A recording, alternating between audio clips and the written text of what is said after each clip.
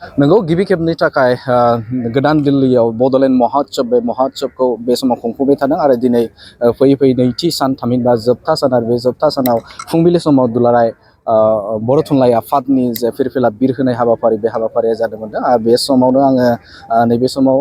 जे फिरफिला बिर होनायजों हाबाफारिजोंनो सोमोन्दो लाखिनानै बे समाव गुबुन गुबुन हादोरनिफ्राय गुबुन गुबुन जायगानिफ्राय बे समाव नैबे गोदान दिल्लीयाव थुबुर जादों थामहिनबा बड'लेण्ड महोत्सवआव बाहागो लादों आरो बे समावनो आङो नैबे समाव नेपाल हादोरनिफ्रायबो बर' फिसा बिथांमोन बाहागो लादों बिथांमोननिफ्राय आं मिथिनो थाखाय आखायाव लागोन जे बिथांमोना फैनानै बे हाबाफारियाव माबायदि मोनदों आरो बिथांमोननि थांखिफोरखौ आं मिथिनो थाखाय आखायाव लागोन जिहेतु नोंथांमोना नेपालनिफ्राय फैदोंखौ जों मोनथिदों माबायदि बे फैनानै माबायदि मोनदों जों नेपालनिफ्राय बे दिल्लीयाव जों बड' महोत्सवआव जों नेपालनिफ्राय जोंखौ आलासि महरै लिंहरनानै आंखौ बेहाय मोजां मोननायनि जों बड'नि जोंनि गावनि कलचार जानाय लोंनाय बिभिन्न समस्याखौ लानानै बे जों महोत्सव खुंदों बे खुंनायनिखौ जों नेपालनिफ्राय बिराद मोजां मोननायनि सानबाय आं माबोरै खौरां मोननाय नोंथांमोना बेखौ सोर फोरमायदों नोंथांमोनखौ बेखौ बाहागो लाना जों साहित्य सभानि मा होनो गाहाय नेहाथिरिया जोंखौ नीलकान्त सरआ जोंखौ लिंहरनानै आलासि महरजों फैहोनानै दाना नीलकान्त सरखौ बा साहित्य सभानि ग्रुपमाखौ आरो बे आयोजक कमिटिखौ आं जोंनि नेपालनि हादरनिफ्रा मोजां गोसोजों धन्यबाद होनो सानो। साबेसे बाहागो लादों जोङो नेपालनिफ्राय जम्मा 8 जन ग्रुपआव फैदों जों थांलाय फैलायखौ माबायदि खालामनो हादों नोंथाङा जिहेतु बेहालागै थांलाय फैलायनि बेबस्थाखौ जों साहित्य सभानि टिमानो बिसोरनो गासिन जानायनि लोंनायनि गासिन बिसोरनिनो बेबस्था दङ। माबायदि मोनदों बेवहाय बुहुमनि गोबां बर'फोरानो बाहागो लादों दुलाराय बर' फरायसा आफाद बर' थुनलाइ आफाद आरो गोबां बर' हारिमुनि गोबां दैदेनगिरिफोरानो बाहागो लादों माबायदि मोनदों दिनै बड'लेण्डनिफ्राय गुबुन गुबुन जिल्लानिफ्राय गुबुन गुबुन जायगानिफ्राय बेहाय दिनै जों नुनो मोनदों दिनै सानथामनि जों प्रग्रामफोर लानायनिखौ नुनो मोनला जायगा जायगानि बर'फोरखौ नुनो मोनबाय लोगो मोनबाय आसामनि आरो बड'लेण्डनि बिराद मोजां मोनदों आं बेहाय फैनानै लोगो मोनलायबाय मोजां मोनबाय आरो लोगोसेनो सासे दंबावो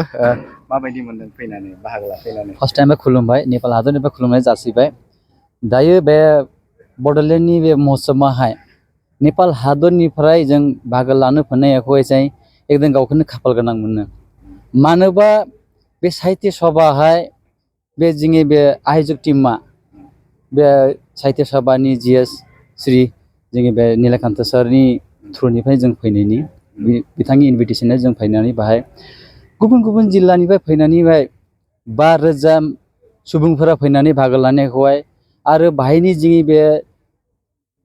बड'लेण्डनि सायारि महोत्सवआवहाय जोंनि बे बर'नि जातिनि हारिमुवाखौहाय जोंनि बे कालचारफोरावहाय बोरैबायदि आगवायनाय आरो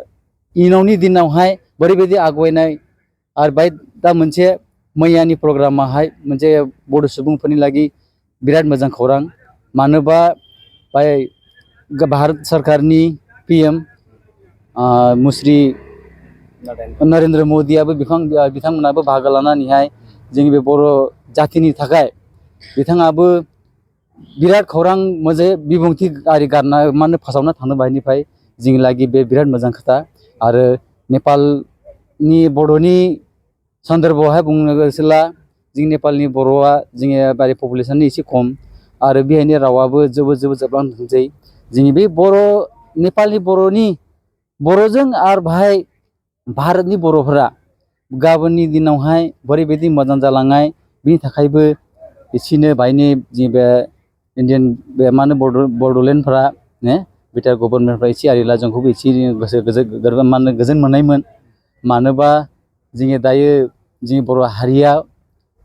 जारिनानै माने सेस जालांदोंसै जोंनि गारियानो जोंनि रावानो सेस जालांदोंसै बेनि थाखायनो दा उन्दै फिसाफ्राबो बर' रावखौलाय रोंलायलाङा बेनि थाखायनो बाहाय फैनानै बिदि बे 5,000 मानसिनि गेजेराव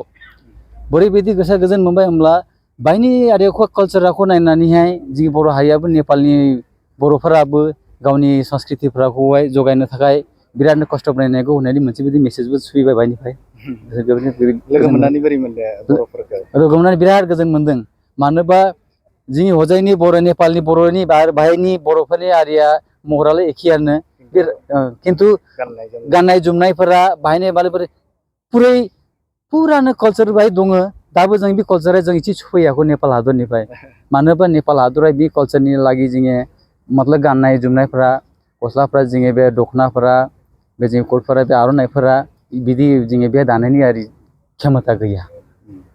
फैनानै मोजां मोनदों फैनानै बिराद मोजां मोनदों आरो बे साहित्य सभानि अल टीम बे स्पन्सर टीमफोराखौहाय गोसो गोरबोनिफ्रायनो साबायखर बावहरबाय आङो